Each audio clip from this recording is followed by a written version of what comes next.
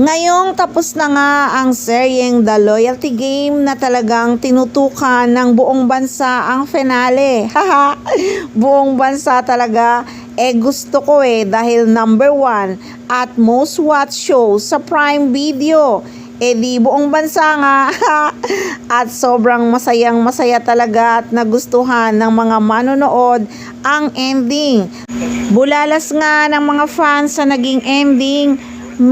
Grabe naman ang ending, as in, wala sa hula ko. But it was great. Super salute to the cast and my idol, Echo.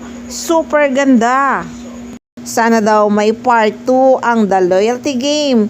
Hay nako, ang Dirty Linen nga na hiniling na may part 2, sabi meron daw.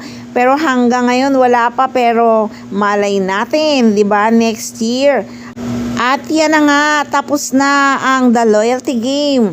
At malapit na rin ang seryeng Balaraw ni Janine Gutierrez. Sa Netflix naman ito ipalalabas ngayong September na, kaya hindi kayo mabibitin sa panonood kay Janine Gutierrez, guys.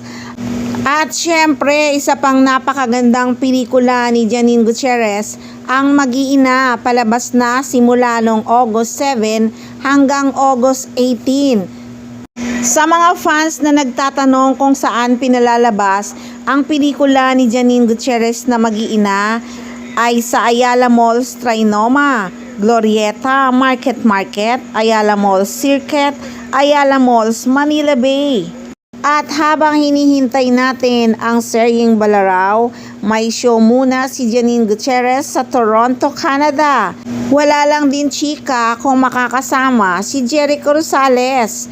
2 days lang naman doon ang aktres. Matapos nga ang successful show nila sa London, nakasama si Jed Madela, ay inaabangan na nga sa Toronto, Canada si Janine Gutierrez.